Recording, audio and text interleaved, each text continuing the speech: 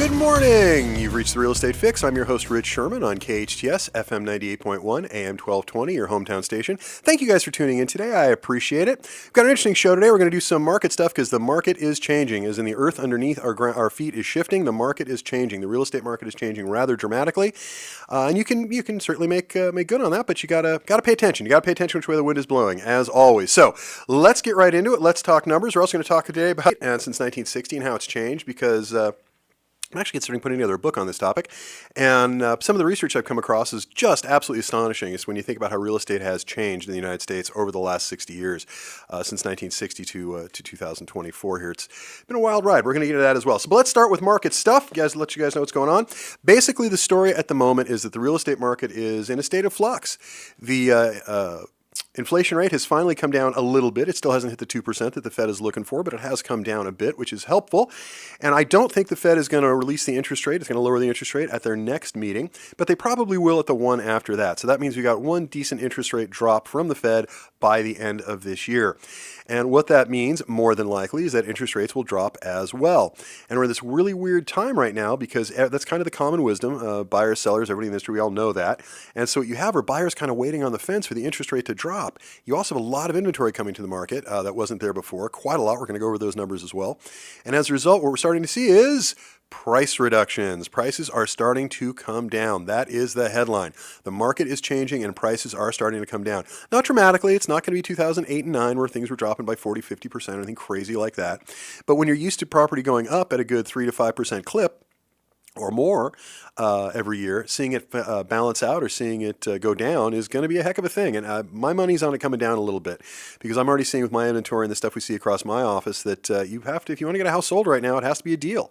I've been saying this now for the past roughly month, 6 weeks. It's got to be a deal. Otherwise, buyers are not buying. Buyers are only buying deals right now. That's the way it is. And deal doesn't necessarily have to mean price, although it's usually the major component. Deal might be because yours is the one on the block with the remodeled kitchen, or yours is the one with the view, or yours is the one next to the elementary school, or whatever it is a buyer may be looking for. But just be prepared, sellers. I'm going to get 15 offs the day after I put it on the market, regardless of my price, are over. They just are. Buyers are getting more and more picky because the interest rate has gotten ridiculously expensive. And when affordability goes down, you have fewer buyers in a market. And you also have buyers who are in the market are going to be pickier about it. I mean, their interest rates are high and they're paying a lot for them. So let's go over the numbers so you can see what I'm talking about, illustrate what I'm talking about here. So these are the June numbers from the Southland Regional Association of Realtors, otherwise known as the Real Estate Board, for which I've been a member for good standing for about 33 years now, I think. Anyway, they put out great data on this subject, and I pay attention to it the first of every month, second of every month. I am on their website making sure I pull this data for myself and for you guys, and I think it's a good thing to watch. So let's talk about some of the key highlights. Right now in Santa Clarita, the median sale price for a property, including homes and townhomes and kind of everything residential, right now the median sales price is $826. Now that's up 5% year over year, but it's only up $3,000 from last month, the average. Now, watching the monthly averages is not, the greatest thing, but it's a good way to spot trends. So as far as the actual amounts, it's important only because you're looking for the trend there. And speaking of which, single-family home median sales price in Santa Clarita dropped by $17,000. It's still up 4% year over year, but month over month, it's dropped $17,000 from May. In May, that number was $883. In June, it's $866. So that's something to keep an eye on because, again, prices are starting to level out, starting to drop. The median price for condos, on the other hand, a more affordable option, even with high interest rates and HOAs and everything else. Last month was $575. This month is $645. And in April, it was $570. So it kind of went $570, $575, and then jumped to $645. And I think that has to do with some of the new ones being sold because they were kind of a little too expensive, and a lot of the builders have dropped the prices. We're going to talk about that a little bit as we get into the show as well. But yeah, $645. So we're up about $70,000 month over month on the average sales price for a condo in Santa Clarita, but we're down $17,000 on the average sales price for a house in Santa Clarita. Here's what's really telling, though. The number of new listings in the MLS in the month of June are up 14 listings, 342. That's 14 more than last month. But here's the big number. Active listings in the MLS, the multiple listing system, in Santa Clarita are up 77. In other words, the active listing count right now is 579. A month ago, it was 502. And we're seeing that number climb month over month after over month. In April, it was 439, and these are active. These are houses on the market, not have come on the market and been sold, but are on the market and are still on the market. So April, that number was 439. May, it's 502, and June, it's 579. The listing inventory is going up. Supply and demand. You get more supply, demand remains constant, or worse yet, demand goes down, prices start to fall. That's where we're at. So the number of pending sales also down. We're at 190 this month. Last month we were at 242. So in other words, what that's telling us is the number of new listings is up, the number of active listings, because listings are staying on the market longer, is way up, and the number of pending sales is down. Fewer sales are happening, and a lot more inventory is coming to the market. That only spells one thing economically, and that means prices are coming down. We'll have more evidence to support that as well throughout the show, but I want to go over this with you guys. Let's talk about the San Fernando Valley, which is obviously, 5-10 times the size of Santa Clarita. Median sales price for a home median sales price for everything in the San Fernando Valley market is $980,000. That's up $5K from last month. The median single-family home price in the San Fernando Valley right now is $1.1 million. That is no change from last month. And the median condo price in the 25, that's down $25,000 from last month, but still up 4% year over year. As far as new listings, same story. They're down a little bit. They're plus a little bit, 52. Active listings, they're plus 136. Pending sales, down 43. So again, new listings up, active listings way up, and pending sales down. Same exact recipe in the San Fernando Valley as we're seeing here in the Santa Clarita Valley. Those numbers also bear out nationally. It is not an aberration. It is a trend. My guess is prices are at the very least going to remain flat going through the rest of the year, but my personal prediction is we're going to lose about 2 to 3% by year's end. We'll see. We'll see what happens. But what I can tell you for sure is if you're putting a house on the market in the very near future, you need to meet the market where it is. You can't get ahead of the market and wait for it to catch up to you. That's just not going to happen. You need to be a deal. And not anytime in the near future, anyway. I wanted to read this out to you as well. This is from the good folks at Barron's. This is just yesterday. Mortgage rates dropped to lowest level since March, but buyers aren't biting. This is just what we're talking about. The average 30-year fixed mortgage rate fell to its lowest level since mid-March, Freddie Mac said yesterday. The drop hasn't made a difference, though, for prospective home buyers just yet. The average 30-year fixed-rate mortgage fell 0.12 of a percentage point to 6.77. Now, down is good, and saying that for the real estate industry, and saying that it's its lowest level since mid-March is good, but in mid-March it was 7.1, and now we're down to 6.7, which makes a difference. It's helpful, but it isn't huge. It's not the big drop we need. It's not the big drop we're looking for. We need to get under 6%, preferably around 5.5% to reach normalcy. I've been saying that for the last 2 years. It was the lowest rate since the second week in March and represented the largest week-over-week decline since mid-May. Mortgage rates began to fall along with Treasury yields after June's softer than expected inflation reading. Some homeowners are taking the opportunity to refinance. The Mortgage Bankers Association tells us they're on their weekly index that refinance applications through Friday gained a seasonally adjusted 15% from the prior week.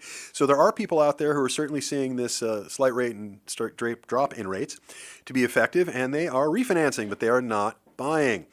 But the decline in rates has yet to translate into more home purchase loan applications. Instead, applications dropped a seasonally adjusted 3% from the week prior. Rates came down and applications to buy a house also came down. That's not supposed to work that way. And rates come down, applications are supposed to go up. Applications are about 5% lower than in the spring when mortgage rates were about the same level, noted Freddie Mac chief economist Sam Cater.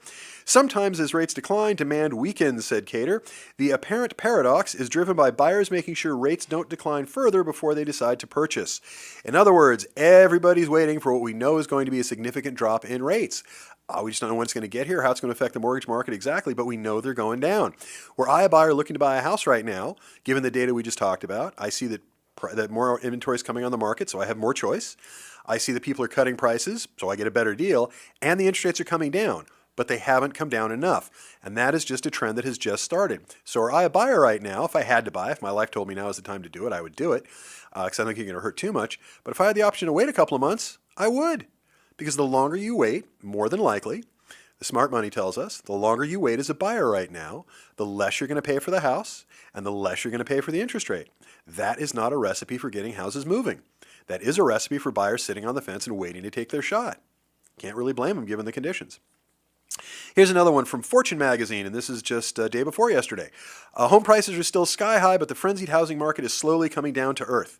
After a year of frenzy, the housing market world is cooling off. Home listings are piling up as buyers step back from peak home shopping seasons faster than normal. That's according to Zillow's chief economist, Skylar Olson, which she wrote in a monthly report published last week. As competition cools, sellers are stepping up price cuts and trying to entice buyers struggling with affordability. Realtor.com puts its current active listing count at almost 840,000 nationally. According to Zillow, homes are staying on the market longer than last summer. According to Zillow, almost 25% of all listings nationwide saw a price cut last month. That's the highest rate of price cuts in roughly 6 years.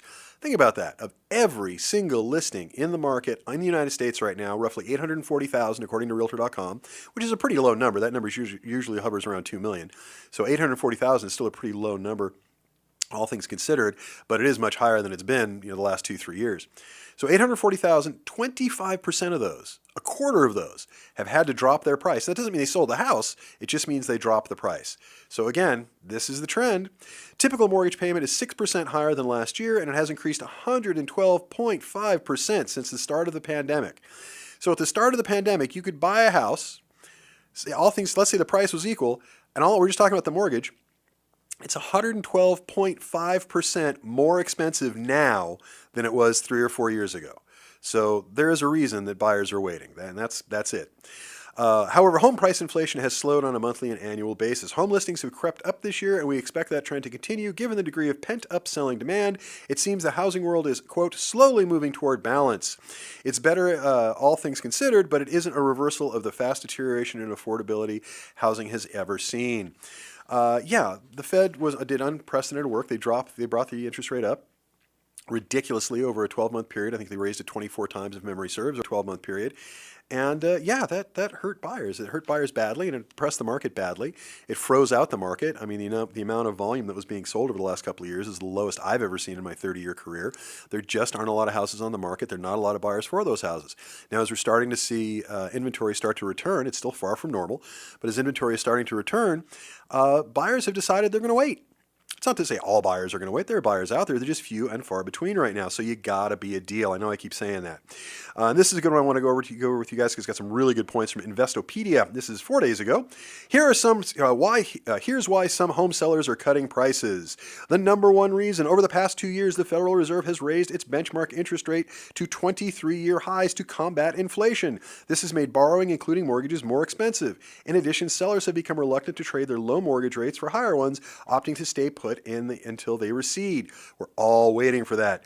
Number two, with home prices near record highs, buyers have been less willing to cave to higher prices.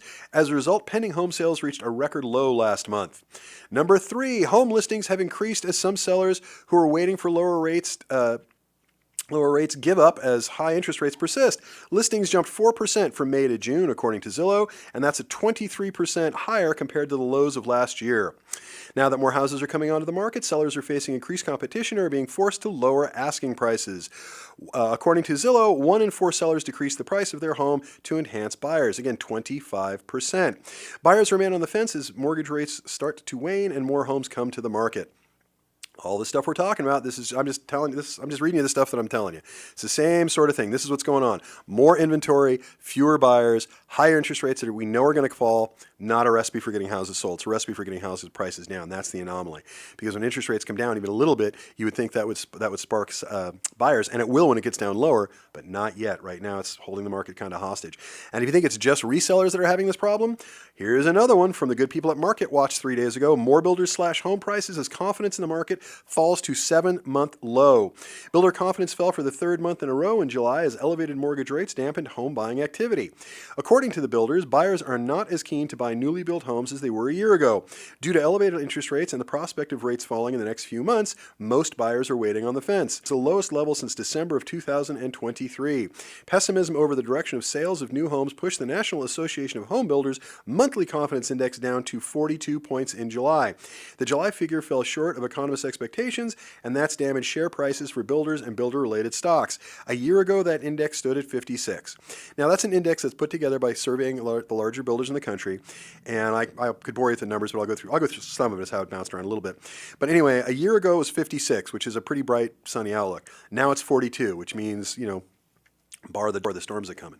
So builders continue to ramp up incentives and cut prices to keep buyers interested as mortgage rates stay near 7%. 31% of builders cut prices in July. That's even more than resale. 31% of builders cut prices in July. The National Association of Home Builders said that's up from 29% in June. The average price cut was 6%. It's a pretty deep cut for a new housing tract. 61% of on average 6%, and that's up 29% from June.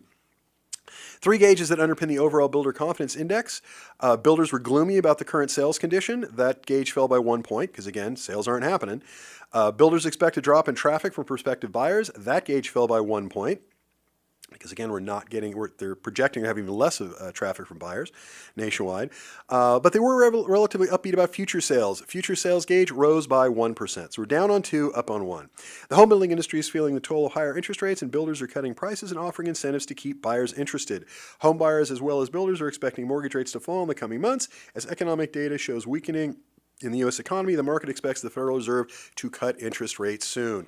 So yeah, we're all kind of in the same boat. We all agree with what I'm saying here, and I didn't make this stuff up. I read a lot and I study a lot and I look at a lot of numbers, so I know these things because people expect me to know these things. It's part of my job. So here is the reality. I'll give it to you one more time and we'll go to break. The reality is, if you have a house to sell, or if you have a house on the market right now, my clients already know this, it's got to be a deal. If the last one sold for $800,000, you need to be at $780,000. If the next one coming on the market in your neighborhood is coming up at $500,000, you better be at $460,000. That's just where we're at. Now, if your house is extraordinary and you're the only one in the neighborhood with a pool and a view and then remodeled kitchen, then fine, you'll get your price. That's cool. But the worst thing to do is chase a declining market. If the market starts to waver, and it has, again, 25% of every single listing in the country has dropped their price in the last month. I think that tells you something. You don't want to chase it to the bottom. You want to get ahead of it, because the sooner you get ahead of it as a seller, the less you're going to lose. In other words, the market is going to continue to slip. More water is going to come out of the bucket, so drink now. In other words, lower your price to your minimum now, because that minimum that you're going to get now, or what you're going to get out of that now, is far higher than what you're going to get later. Now, don't misunderstand. I'm not saying the sky is falling. This is not a crash. This isn't 2008. This is just a market correction. Prices have been going up for something like 5 years in a row, 6 years in a row now. They've gone up over 30% in the last 4 years. That's a lot. And you couple that with a high interest rate, and it's not a recipe for success. It's a recipe for keeping houses on the market a very long time. So you can be one of two: the guy who waits on the market because he thinks the housing prices are going to come up, and you lose and lose and lose, and you finally realize you got no choice, and you wind up as a rock bottom price. Or you can be the guy who gets ahead of this curve because you know the way the market is going. So you drop your price now, so you take a little bit of pain now versus a lot of pain later. That's what it comes down to. If you're smart about it, trade off a little bit of pain now for a lot of economic pain later. That's just the reality. And that's what it's going to be for the rest of the year. And if you're a buyer, good news, you got more options. You will have more options out there.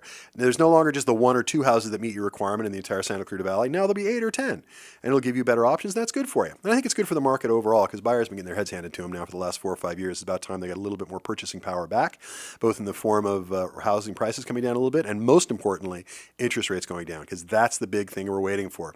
Interest rates get down to 6, better yet 5.5, the market will reach normalcy. Interest rates stay above 6, no normalcy. It'll bounce around like crazy. And I think we're finally headed in that direction. So anyway, that's the market. That's the market wrap up. That's where we're at. That's kind of what's going on in the real estate market. For those of you who listen to the show to depend on that, I appreciate it. Thank you. And if you have questions about this, you want to go a deeper dive, you can give me a call anytime. I'll be happy to help you out. You can reach me on my personal cell phone. You can reach me at that 24 hours a day, 7 days a week. That's 661-714-1400. That number again is 661-714-1400. And that's my personal cell phone. You reach me on that night or day. Also, if I don't answer, please send me a text. I'll call you back as soon as I can. And if you do need to call me at 2 in the morning, you're certainly welcome to do that. Just please keep in mind that the amount of sleep I'm losing is directly proportional to the quality of the advice I'm able to give you at 2 o'clock in the morning. So please keep that in mind. But you're welcome to do that. And again, if you call and I don't answer, just send me a text. I'm Rich Szerman. You've been listening to the Real Estate Fix with Rich on KHTS 98.1 AM 1220, your hometown station. Let's listen to the break. When we come back, we're going to talk about, I know this is thrilling. I promise you come back for this will be fun. We're going to talk about the difference in real estate from 1960 to now. A bit of a history lesson, but I promise you it will be good. Hanging through the break. I'm Rich Szerman. See you when we're back. Hello, welcome back. You're listening to KHTS 98.1 FM, AM 1220, your hometown station. You're listening to The Real Estate Fix. I'm your host, Rich Szerman. Thank you guys for tuning in. I appreciate it. Thank you for listening through the break. We were just talking about the market and where it's at, and basically to give those of you who might have missed the top of the show, the long and the short of it is more inventory is coming to the market and prices are going to come down. And they are coming down. Right? You have to be a deal right now to get your house sold. It doesn't have to be a great deal. It doesn't have to be crazy, super cheap or something. Nothing like that. It's not a fire sale. It's not that kind of market. But it is a market where you better be a deal. Otherwise, you're going to sit on the market because everyone is waiting for the other shoe to drop. And that shoe is the drop in interest rates from the Federal Reserve. Now, I don't think they're going to drop it at the next meeting, but they will at the one after that. So that means we have at least one, if we're really lucky two, but at least one drop in interest rate decrease in the Federal Reserve set interest rate before the end of the year. And we'll see how the housing market reacts to that. But my bet is that the interest rate is for 30-year fixed mortgages and 15-year fixed mortgages is going to go down as well. Now, knowing all that is fascinating, but I want to go over something with you guys that I think you're going to enjoy. I think it's pretty interesting. I'm a history guy. I have a degree in history. It's always kind of been my thing long before I got into real estate because, as the expression goes, those who do not know the past are doomed to repeat it. And in housing, it's very, very true. And I want to illustrate the difference and how housing has changed in the United States and how it's perceived in the numbers, how it's changed since 1960 to now. Because 1960 was kind of a watershed. What you had in 1960 is sort of the end of the housing buying frenzy, the building of creation, really, of suburbia at the end of World War II. And in 1960 is kind of when it got normalized. A lot of the neighborhood patterns and things that we have to this day really kind of started in 1960. So you're really looking at the last 60 years has been kind of a massive sea change in real estate in the United States. Now, most of this comes from a really good site called The Zebra. Some of it comes from Newsweek, some of it comes from CBS, some of it comes from Market Watch. These are just things we kind of put together. But this is how housing has changed since 1960.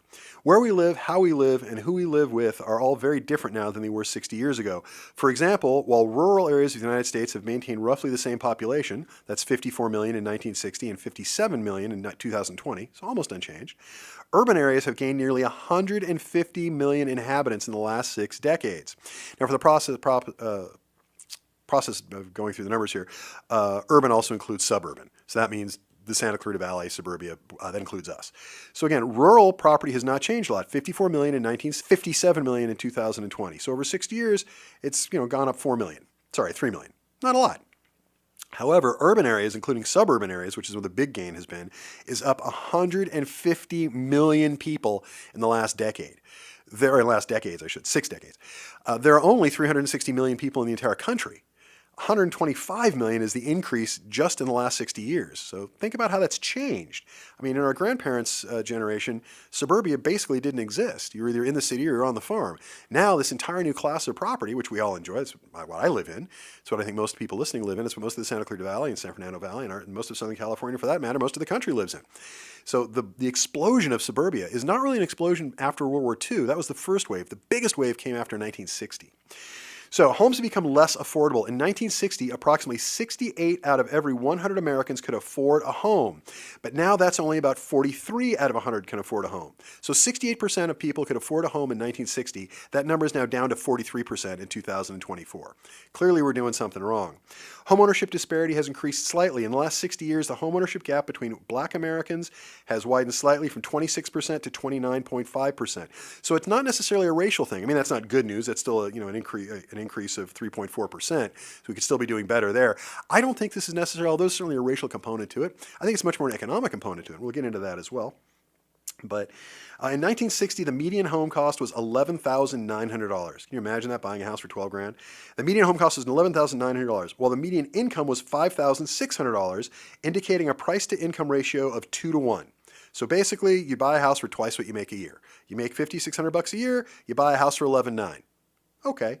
By contrast, in 2019, the median home cost was $240,500 with an estimated median income of $68,703, a price-to-income ratio of 3 to 5. So in 60 years, basically one generation, one and a half if you like, we've gone from a housing ratio affordability from 2 to 1, so you could buy a house for twice what you make in a year, to 3 to 5.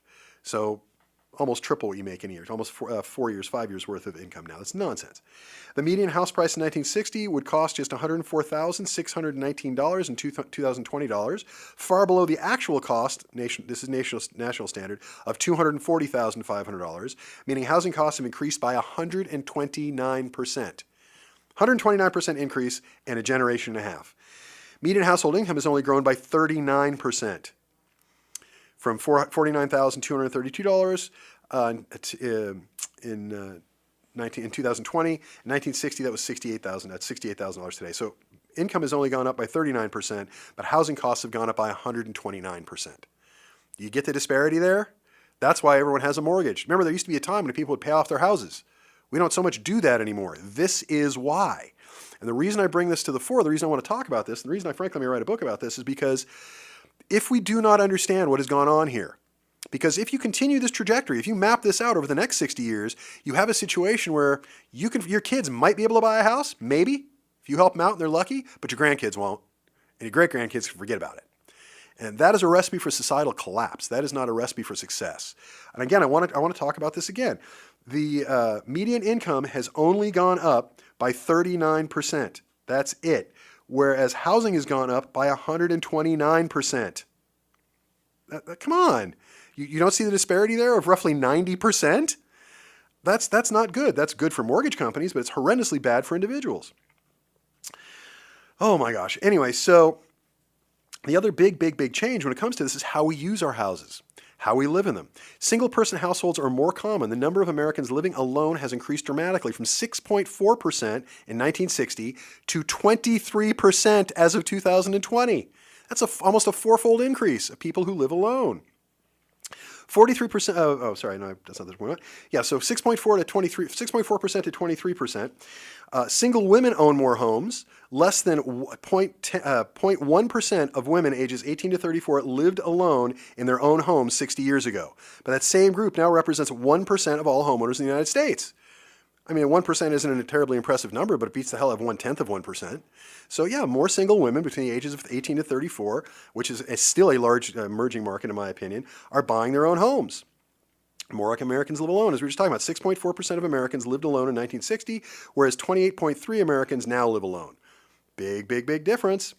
Let's see. The average household size has decreased from 3.29 persons in 1960 to 2.63 persons in 2019. So we've all lost about a person, a little 3/4 of a person. Fewer Americans live with their spouses now than they did in 1960. Specifically, more than 70% of Americans lived with a spouse in 1960, but today that group comprises only 51.5% of adults. By contrast, many more Americans now live as unmarried with unmarried partners, which is 7.3% as of 2020, compared to only 0.4% 60 years ago. So yeah, it's changing. We have smaller households now, fewer people living in the home. We have more people who are living alone now. Which I don't think is necessarily a bad thing, but that's why these numbers are affected. We are selling more houses. We are using more housing capacity now than we did 60 years ago. So for every single house we needed 60 years ago, now we need 2. And that's just the space we're taking up as our lives have changed, our lifestyles have changed. And here's where it gets really interesting for me. I like this statistic. I think it tells you a lot. More than half of all young Americans now live at home. Among 18 to 34-year-olds, Catherine's my daughter, if you're listening, you're not allowed to move back in once you go to college. Among 18 to 34-year-olds, nearly twice as many people live at home with their parents in 2020 than in 1960. So our number of people in the household is lower. We are using up more housing capacity, but yet we have more people living at home. And it's not spouses, although I'm sure that's still the majority. The big difference is kids. Kids are not moving out when they become adults because they can't afford to in a lot of areas. So they're back. 22% of 18 to 34-year-old men live at home now, as opposed to just 10% in 1960. That's doubled. That's 18 to 34-year-old men living at home. If you're a 34-year-old guy living at home, I worry about you.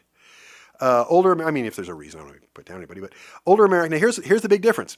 Older Americans live alone rather than with family. In 1960, 20% of men and 40% of women over the age of 75 lived with their families. 20% of men, 40% of women lived with their families.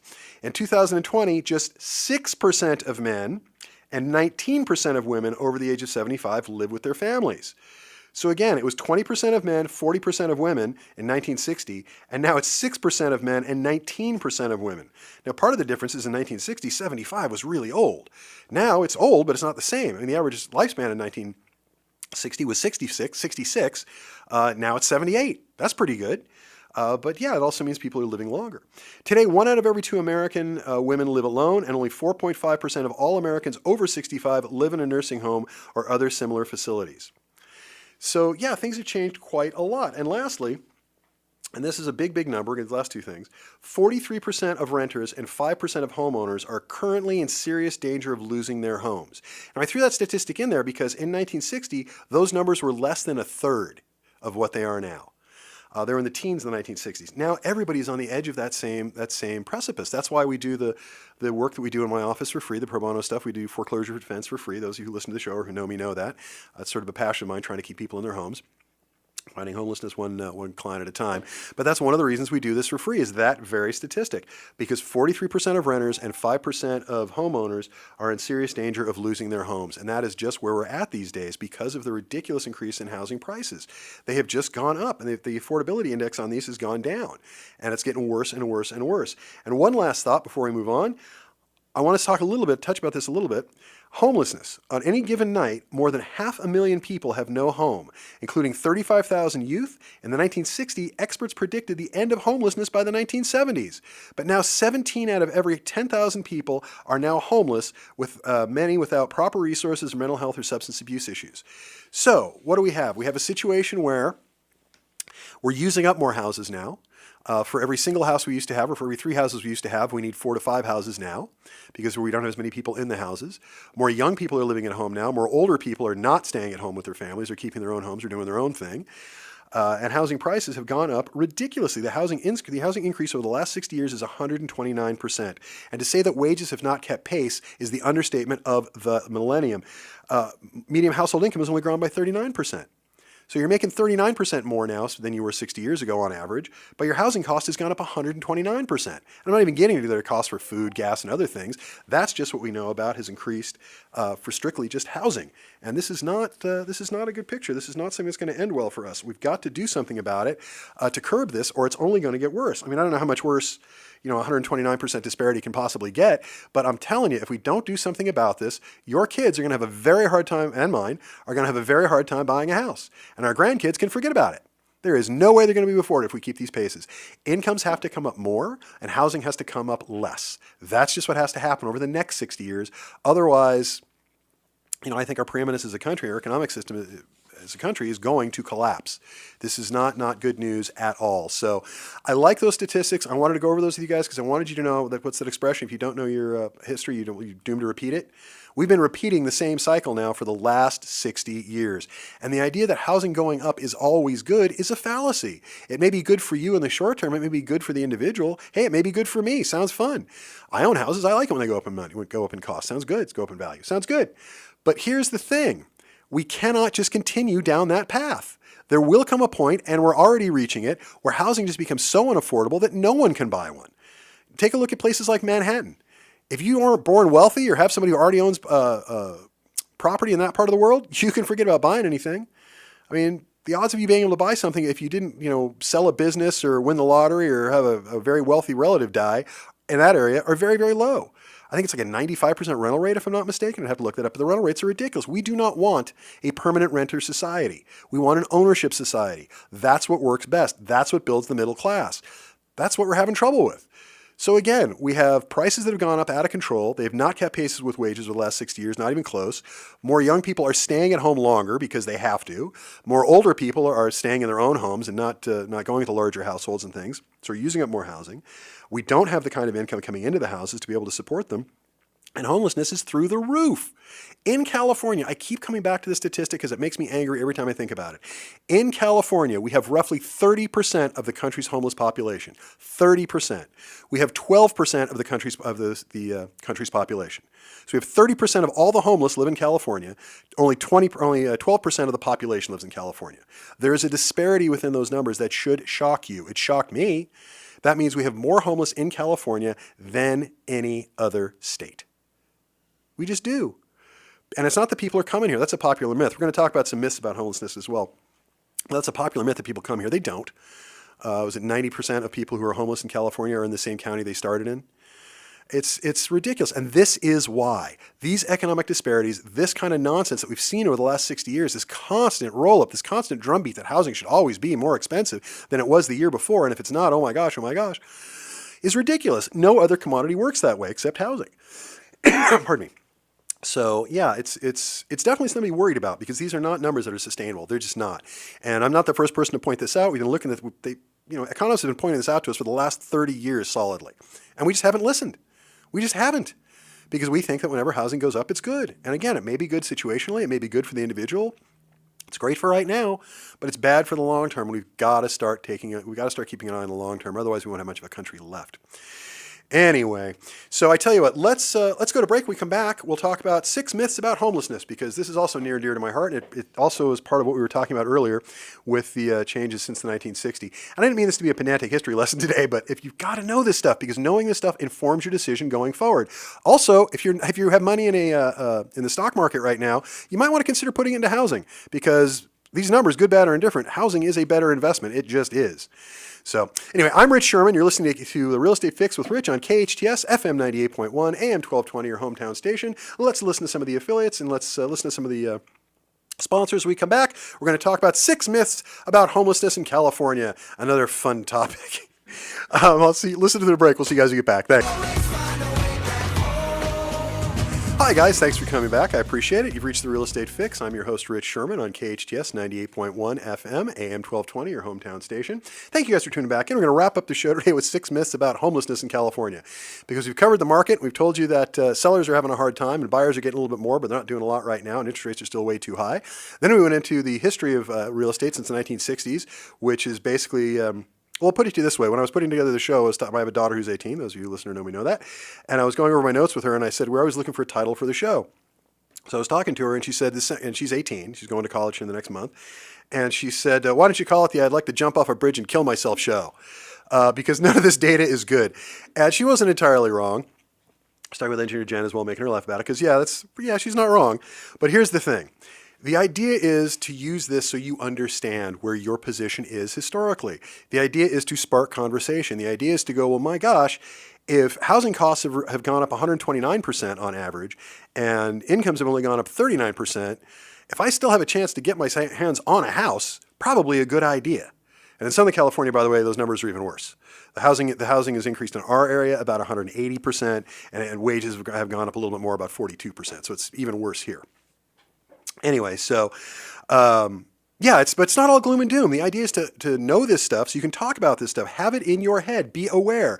In other words, don't wait to buy a house. Don't decide, I'm going to wait another 10 years. These numbers aren't going to improve 10 years from now. They're not going to. Even if housing comes down a little bit in price, even if the interest rate comes down a little bit in price, overall, these numbers aren't going to get better. They're only going to get worse. That's just the reality. And again, I'm not telling you that to try to bring it down or try to be depressed, to have a depressing show, the depressing episode. I want you to know this stuff because be aware of where you're at. People are all very busy running around and living our lives, and I'm no different. But if you don't take a second to consider, how did we get here, then you really don't know where you're going. You've got to pay attention to this stuff. You just do. Maybe that's just my history to you talking. But anyway, we were talking a little bit as we wrapped up the show. So as we wrapped up the last segment of the show, that on any given night, more than 500,000 people in the United States have no home, including 35,000 youth. And at the end of homelessness by the 1970s, now 17 out of every 10,000 people are now homeless. And that is because of economics. There are a lot of reasons to drive it. Some of it's mental health. There's all sorts of other things. Some of it's substance abuse, to be sure. But most of it is economics. It is economics. People who are homeless are not there out of choice in most cases. They are not there because life just happened. They're there because they didn't have the opportunity to not be there. And I want to talk about this because I get into this stuff all the time about myths about homelessness. There's a lot of misinformation floating around out there about homelessness in California. Homelessness is one of the most prominent, hardest to solve, polarizing problems Californians face today. It's an intensely emotional issue, as images of squalid encampments are enough to bring many to tears. But it's also their luck. Move here because of the nice weather and abundant social services. Yeah, because that's what happens. Somebody who goes homeless in Des Moines thinks, you know what I'm going to do? I'm going to hop a bus to California where they have movie stars and, I don't know, a warmer bridge I can sleep under. That's not how it works. The data doesn't bear it out. The recent UCSF Benoff Homelessness and Housing Initiative survey found that 90% of participants from California, meaning they lived in California when they became homeless, and 75% lived in the same county where they were last housed. My apologies, I said 90% were in the same county. 75% were same in this county. So 90% are here. So yeah, 10% of the 180,000 homeless we have in the state, about 18,000 probably came from someplace else. But everybody else is homegrown. That means they couldn't make it work here. And that shouldn't be the way that works. Everyone living on the streets is addicted to drugs or mentally ill. Another myth. People living on the streets are more likely to experience addiction or mental illness than in the general population, but by no means do those two conditions affect everyone. A recent Los Angeles County survey, just last year, found that 24% of people surveyed during this year's point-in-time count reported having a serious mental illness, and 27% reported a substance abuse disorder. And a lot of those, there's crossover, mental illness and substance abuse in the same person. But that means almost 3/4 do not have a mental illness or a substance abuse problem. Those rates are far higher than among the general population, to be sure, but according to the California Healthcare Foundation, less than 4% of adults in California have serious mental illness, so 24% on the street. Rates of mental illness are higher in families with an income below the federal poverty line. Again, it's an economic issue. Meanwhile, 9% of Californians met the criteria for substance abuse disorder in 2021, according to the California Health Care Foundation. So 27% on the street, 9% on average. It's not that far off. Here's another myth. Most people living on the streets are veterans. Veterans are disproportionately represented in California's homeless population, but thanks to a major effort by federal government, the end of veterans' homelessness over the past decade, a number of homeless vets in California has dropped significantly. The number. Falling from nearly 16,800 in 2011 to almost 10,400 in 2022. It is the only segment of homeless population that has been decreasing in California, are veterans. Still not low enough. We're still not doing a good enough job, but we are doing better. We need to do better. So here's another myth. People who are homeless don't work and don't want to work. This is the one that bugs me the most because I have clients who are homeless who are still working. Now, they don't stay homeless for long. We make sure we get them into housing. But this is a very, very common myth that people who are homeless don't work and don't want to. Some people who don't have a home still hold down one or more jobs, while others are trying to find work. Among homeless in California surveyed by the UCSF survey, 18% reported earning incomes from a job, either formal employment or informal gigging work, in the past month. When the research has eliminated people who are older than 62 or had mental or physical disabilities from the data, the percentage was higher. 25% reported working in the past month. A full quarter of people who are homeless are working, and yet they are still homeless. But even if people are working, they aren't making enough to afford rent. Fast food workers, for example, make a median wage of $17.32 an hour in California, but they need to make more than twice that to rent even a one-bedroom home, and that's in the cheap parts of California, according to the National Low-Income Housing Coalition. Many participants reported barriers to working or finding work, including their age, a disability, lack of transportation to and from a job, or a criminal record. The amount of time they spent trying to find food, water, and shelter while also safeguarding their belongings on the street takes up the most of the time that they could be using to find work or deal with these other problems. Job losses also contribute to many people becoming homeless. In San Francisco, 21% of people surveyed in 2022 reported that losing their job was what drove them into homelessness. Again, it's an economic issue. People who are homeless don't want shelter or housing. That's another myth. City leaders will sometimes label homeless residents as service resistance if they refuse to accept shelter or other services. But outreach workers will tell you that that reality is much more complicated. Data suggests when people are offered shelter that meets their needs, they're likely to accept it. In other words, if you have a vet who's got PTSD, he or she, cannot stay in a barracks type environment. It's not okay for them. But you give them something, you meet them where they are. If you give them a small house, a permanent house, or something that has some finality to it so that they can get back up on their feet, they will take it. Nobody chooses to stand outside in the rain if they are otherwise sane and otherwise together. And a lot of these people are. I think you'd be shocked if you went to any of these homeless encampments to see how many people there are quote unquote normal. How many people there are you're only one mistake or one disaster away from becoming one of them. So we can do better. We can do better with this. We can do much, much, much better with this. The other myth is that if you want to help, leave food in a homeless encampment, and that's just a bad idea because rotting food makes it worse. You want to help, go down and ask them what they need. That's how you find out. But this is stuff that we can deal with. This is stuff that we can beat. We can do better than we're doing. We can do better with the housing prices, and we can certainly do better with homelessness. Goodness knows we have enough houses here in this state. We can certainly build more. We have enough resources to do this. We're the richest state in the country. And yet we can't do a better job of this, even though we have the majority of the homeless problem? I think we can. But maybe that's just my point of view.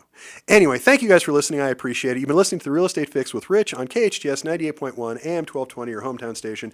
I'm your host, Rich Szerman. If you want a deeper dive on any of this stuff, feel free to give me a call anytime. You can reach me on my personal cell, 661-714-1400. You can literally reach me at that number 24 hours a day, 7 days a week. If I do not answer, please send me a text and I will call you back as soon as I possibly can. Although certainly not on Fridays between 10 to 11 because I got this other gig.